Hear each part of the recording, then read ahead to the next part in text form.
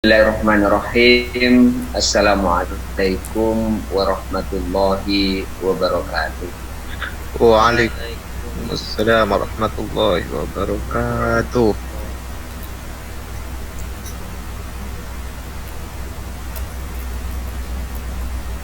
Alhamdulillah hamdan mubarakan fi wa nusalli wa nusalli wa asyhadu anna Muhammadan abduhu wa rasuluh. Allahumma shalli ala Muhammad wa ala ali Muhammad. Qala Allah Ta'ala fi kitabil aziz, ya ayyuhalladzina amanu kutiba alaikumus syiyam kama kutiba alal ladzina min qablikum la'allakum tattaqun. Shadaqallahu aladzim. Bapak dan ibu-ibu, hadirin dan hadirat pendengar kajian parenting Yayasan Dana Sosial Al-Falah Jember. Alhamdulillah malam hari ini kita bisa bertemu di sebuah tema tentang bagaimana kita ini membuat rencana kegiatan Ramadan keluarga kita di saat pandemi. Lagi masuk ke kamera, masuk ke YouTube se-Indonesia Raya tahu. Mungkin beberapa bulan ini kita sering berdoa dan sering berdoa, Allahumma barik lana fi Rajab wa Sya'ban wa balighna Ramadan. Dan ujung daripada doa kita ini adalah malam ini sampai besok. Kita berdoa semoga kita disampaikan oleh Allah umur kita sampai bulan suci Ramadan tahun ini. Amin. Amin ya rabbal alamin.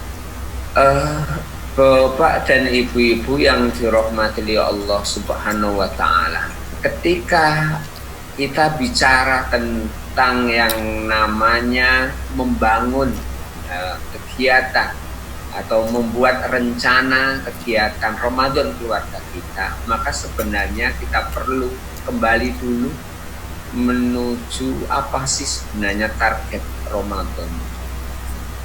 Sebagaimana firman Allah yang sudah saya sebutkan tadi, ya ayyuhalladzina amanu kutiba alaikumussyiyam kama kutiba alal ladzina min qablikum la'allakum tattaqun.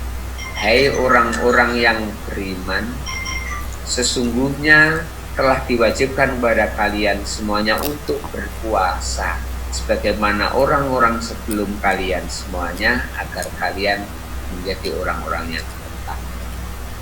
Sehingga target kita tentu membangun dan membuat rencana kegiatan tentu tidak lepas daripada target ini, yaitu la'allakum tattaqun. Di dalam surat Ali Imran ayat 133 Allah berfirman ciri-ciri orang yang bertakwa. Alladzina yunfiquna fis-sarra wad-dharra wal kadhiminal ghaidh wal 'afina 'anil nas wallahu yuhibbul muhsinin. Di dalam surat Ali Imran ini Allah menyebutkan 3 karakteristik orang yang bertakwa. Yang pertama adalah alladzina yunfiquna fis-sarra wad-dharra. Mereka yang mau menafkahkan hartanya di saat lapang dan di saat sempit. Bagi kita orang tua tentu kita tidak ada alasan, wah ini tentu saat sempit, tidak perlu yang namanya memberikan sedekah. Justru disinilah tantangannya. Lalu bagaimana konteksnya ke parenting? Mari kita mencoba merasakan bagaimana kondisi jiwa kita ketika sejumlah uang kita bawa ke Yayasan Dana Sosial Al-Falah. Uang itu kita cintai dan kita sedekahkan di sana. Ada rasa iman, tetapi kita paksakan karena ini adalah syariat. Mari kita melihat apa sih kegiatan anak kita yang mirip-mirip seperti itu. mirip konteksnya adalah yang terdetik di dalam jiwa kita sama dengan terdetik di anak kita. Tentu anak untuk menafalkan belum waktunya karena mereka belum memproduksi apapun. Tetapi mari kita lihat ketika anak kita ini didatangi temennya, terus kemudian dia harus gantian di dalam permainannya, maka ketika mainannya dia kirim kepada temannya untuk gantian, perasaan anak yang memberi kepada temannya gantian mainnya itu sama juga perasaan kita ketika kita memberi sedekah kita ke YTS. Contohnya itu yang pertama. Yang kedua, kadang-kadang mari kita lihat juga ada anak yang terpaksa membagi jatah makannya kepada saudaranya, dan itu adalah padahal makanan itu adalah makanan yang paling disukai. Contoh kasus mamanya, ada salah seorang anak saya pulang dari sekolahnya membawa satu kardus kue. Kardus itu saya lihat diperhatikan sangat disenangi. Dia datang ke rumah dan saya bilang, nah dari mana itu? Dari temanku ulang tahun. Udah kasih kok gitu ha? Bisa nggak kamu bukan? Ini proses yang sebenarnya saya bagi kok Eman nggak saya bagi diminta oleh aku, tetapi itu adalah latihan yang dimana kita bayangannya ketika dewasa, anak-anak yang sudah dilatih berbagi itu dalam konteks yang paling sederhana, maka tentu akan mudah bagi mereka untuk melakukan. Mari kita lihat ini untuk target dari orang dewasa, yunfiquna fis-sarra wa dharra, menafkahkan hartanya di saat lapang pakai kipas masih juga 50%. Konteks aktivitasnya sudah beda, yaitu gantian bermain, gantian melihat televisinya, gantian laptopnya, atau membagi sebagian makanan yang disenanginya ke saudaranya, dan proses ini untuk sedekahnya atau infak, yayasan dana sosial apalah atau kepada yang lain. Itu karakter orang yang bertakwa yang tahu, supaya kita tahu goal kita ke sana. Yang kedua yang perlu kita adalah wal kadhiminal ghaidh, mereka yang mampu mengontrol emosi. Ini menarik, ini mengontrol emosi. Bagi kita tentu adalah mengontrol emosinya adalah selama bulan suci Ramadan itu kita didorong untuk lebih tenang, tidak mudah marah. Tetapi apakah kontrol emosi itu hanya segitu? Tidak. Dan kenapa ini penting? Ada sebuah sabda Rasulullah SAW yang menarik. Laisa syadidu bisur'ati, innamas syadidu mayamliku nafsahu indal ghadab. Bukanlah orang kuat itu adalah orang yang mampu di dalam berbulat, tetapi orang yang kuat itu adalah orang yang mampu mengontrol emosinya saat marah. Pikiran kita bagaimana untuk membangun seperti ini, nanti kita kontekkan pada rencana kegiatan. Sederhananya sajalah, yaitu saya ada sebuah cerita, saya masih ingat cerita ini dan saya sering kali saya ceritakan ketika saya ngisi di mana itu, di Mojokerto. Ada seorang ibu yang curhat, Ustadz, mohon maaf Ustadz, saya itu punya anak putri SMP kelas 2, suatu hari minta sepeda motor Ustadz. Saya diskusi sama papanya dan keputusannya belum, masih terlalu kecil.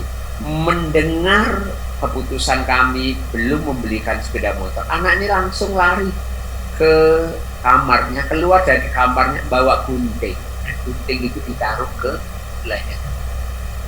Terpaksa Ustadz saya belikan sepeda motor daripada kehilangan anak. Lalu saya tanya kepada ibu, mohon maaf, ini anak itu satu-satunya? Iya Ustadz, ini anak tunggal saya. Lalu saya tanya lagi, ibu lebih sering nuruti keinginan anak atau lebih sering nolak keinginan anak? Jawabannya dia lebih sering nuruti, lawang ini anak saya satu-satunya, toh saya ini kerja juga untuk anak. Apa maknanya dari cerita ini? Anak-anak yang selalu dituruti dan jarang ditolak, maka sebenarnya dia kontrol keinginannya, kontrol keemosinya tenang. Berarti dalam konteks ini, di dalam rencana aktivitas yang kita bangun di Ramadan kita ini, kalau konteksnya, targetnya adalah membangun kontrol emosi anak, maka tentu salah satunya adalah tidak menuruti semua keinginan. Kadang-kadang anak dituruti apa yang dimintanya karena memang layak untuk itu. Tetapi pada hal-hal yang tidak layak untuk diberi, maka kita harus berani menolak. Dan memang nuruti keinginan anak itu lebih sederhana daripada menolak. Ya. Jadi kalau menuruti itu ya anak komentar, makasih ya mama sayang, mama baik sekali.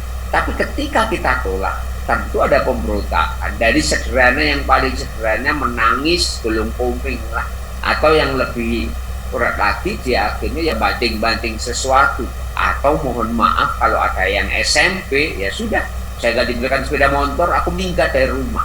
Dan itu sering terjadi, dan itu adalah tanda kepada kontrol emosi. Kenapa masalahnya?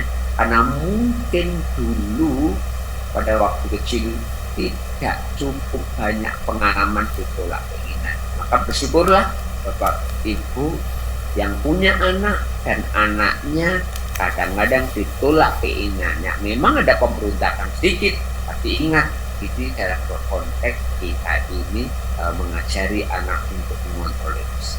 Target yang ketiga adalah yaitu wal'afina 'anil nas. Apa wal'afina 'anil nas? Wal'afina 'anil nas adalah memaafkan sesamanya. Ada banyak penelitian yang menjelaskan bahwa ketika seorang anak mudah dimaafkan oleh orang tuanya, atau dalam kata yang lebih sederhana, ketika orang tua mudah memaafkan kesalahan-kesalahan kecil anaknya, maka anak ini pun ketika dewasa juga akan lebih mudah memaafkan kesalahan-kesalahan orang lain. Apa dalam konteks ini? Berarti sebenarnya yang penting di dalam wal'afina, memaafkan sesamanya, adalah orang tua harus banyak memberi contoh bagaimana memaafkan kesalahan-kesalahan kecil anak. Yang namanya anak banyak kesalahan-kesalahan, baik kecil maupun besar. Kita tidak mungkin bergebiah-uyah bahwa semua kesalahan itu harus yang namanya kita marahi, berujung pada sanksi, kita komentari, sudahlah. Kalau apalagi kesalahan itu yang bersentuhan dengan yang namanya kebiasaan-kebiasaan yang anak belum terbiasa. Contoh anak kita sudah bilangin untuk setiap kali makan mencuci piring. Kalau suatu hari dia melihat dia belum mencuci piring, sudahlah, gak usah dimarahi. Cara yang paling pertama, kita memaafkan dia dan kita mencuci piringnya. Terus kemudian setelah mencuci piring, mungkin anak, wah kalau gitu anak saya nggak tahu, ya kita bilangin, Mas, tadi Umi, Mama mencuci yang namanya piring, mungkin kamu lupa, nggak ada masalah. Itu adalah bentuk yang namanya kita memaafkan kepada mereka. Jadinya ada contoh yang lain, umpamanya anak menjatuhkan piring dan piring untuk apa dimarahi? Apakah anak ini berniat untuk membanting piring? Tidak. Dan tidak ada yang namanya hukum bagi sesuatu yang dilakukan oleh anak tanpa kesengajaan. Ya sudah, kita ya sudah, nggak apa-apa. Ayo kita sikat. Jangan Dan ngasih itu ilmu justru manfaat akan untuk membangun pelit tanggung jawab. itulah. Oh, setelah Sorry web memecahkan ngajari piring, orang kaget kajian. nggak pulang talang kau ngajar tuh jangan tanggung tanggung Ketika kita sudah tahu tujuannya, Menjadi maka dapat. sebenarnya kita Mana masuk tuh ilmu pada bagaimana membuat rencana kegiatan Ramadan. Nah, sebelum Bisa kita lah, masuk ke Kak. sana, pertanyaannya adalah kenapa sih kita harus belum merencanakan? boy kamu cuma ngasih tahu di atas lemari entah lemari mana Kenapa kita harus merencanakan di bulan suci Ramadan? Saya hanya mengatakan begini, dan mungkin saya bertanya kepada Bapak Ibu dan Mas Kian juga boleh saya tanya juga berarti ya. lamu udah sampai Kira-kira sesi omongan deh Ramadan ini waktu toh, bulan ini termasuk limited edition, anugerah limited atau anugerah yang unlimited? Seorang suami, ayah, yang Saya yakin jawaban kita sepakat bahwa Ramadan atau bahkan bukan hanya Ramadan, waktu yang diberikan oleh Allah kepada kita adalah anugerah yang limited. Loh, kalau kita diberi kesempatan oleh Allah untuk bisa beribadah di bulan suci Ramadan, maka anugerah ini bukan hanya sekedar limited, tapi super limited. Apa karakter dari barang-barang yang limited? Biasanya sangat berharga, produksinya sangat terbatas, harganya mahal, dan biasanya orang yang memiliki barang limited itu atau super limited hanya mempergunakan dengan hati-hati dengan hal-hal yang sangat-sangat penting. Maka sama, Ramadan ini adalah waktu yang bukan hanya limited, anugerah yang limited, tetapi super limited. Maka tanggung jawab kita adalah untuk menggunakannya sebaik-baiknya, dan cara menggunakan sebaik-baiknya adalah dengan cara memplanningnya, membuat rencana-rencana. Nah, sekarang ayo kita bicara ini. Bagaimana kita ini berhadapan dengan anak-anak kita, dan kita akan membuat rencana-rencana di bulan suci Ramadan. tas beda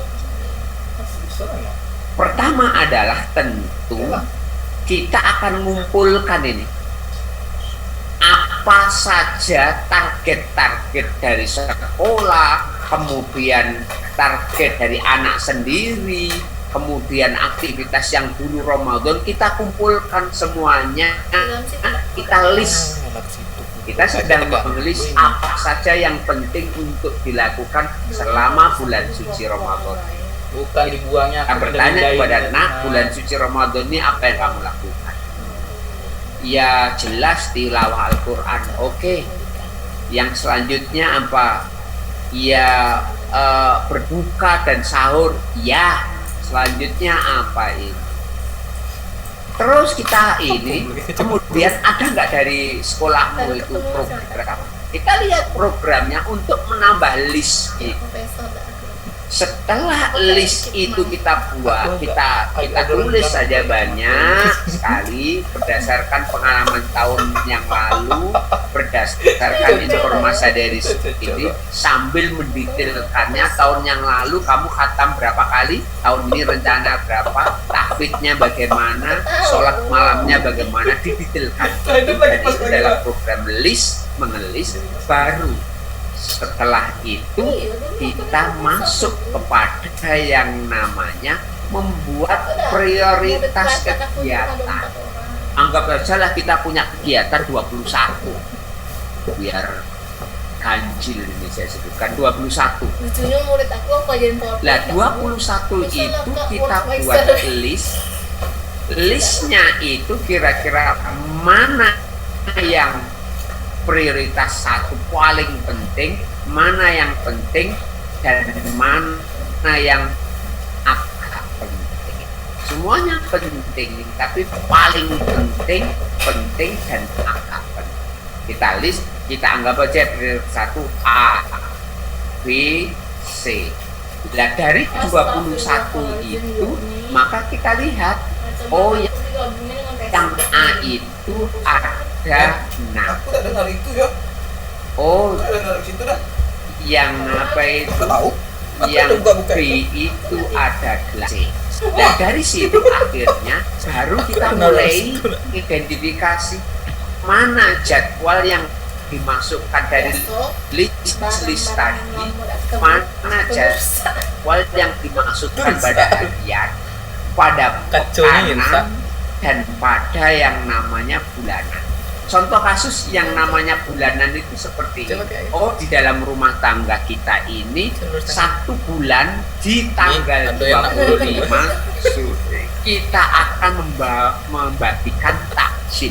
Berapa kali? 2 kali dalam bulan. Dia tuh bukan kacunya rusak. Dia ini pakai ini. Lah kalau pekanan apa? Pekanan plastik ya, untuk cermin tuh, ha. Pekanan itu Tak kadang-kadang dilapisinya lagi. orang tua kalau saya Nah, itu yang bikin setiap rusak. 1 pekan sekali bacaan anak-anak Dia harus dilapis saya lagi, lapis simak lagi clear itu namanya. pekanan. Coba saya Nah, lapisin. dari jadwal rusak itu cuman yang lapisin. kita buat bersama dengan anak, baru kita masukkan jadwal kegiatan hariannya dari bangun sahur, subuh dan lain sebagainya, ya mulainya dan lain sebagainya sampai apa itu malam mau tidur lagi. Setelah itu selesai dimasukkan baru yang pekanan Baru satu kapan, malam yang lagi. bulanannya kapan, semuanya itu. Sehingga di dalam membuat rencana Ramadan ini, pertama saya ingin ulangi identifikasi, mengelis segala kegiatan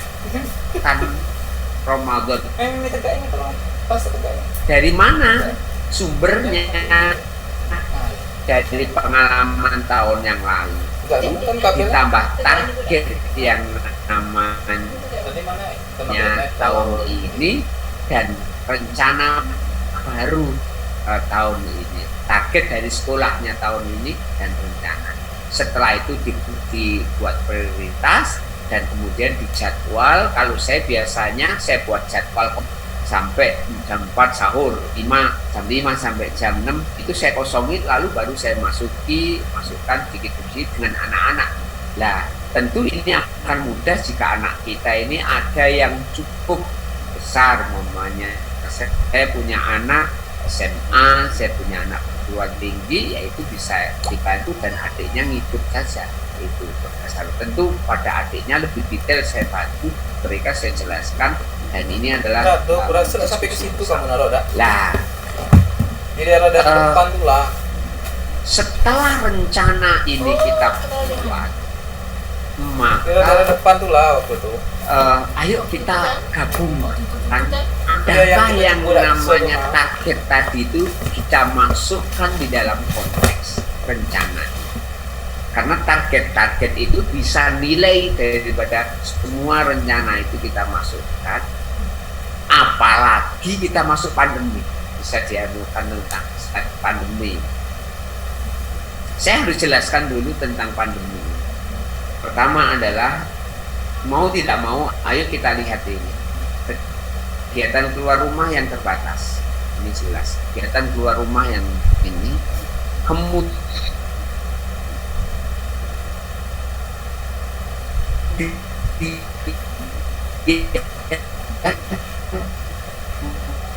maaf, rezeki kenikmatan juga berkurang, anak muda berdekat sekali.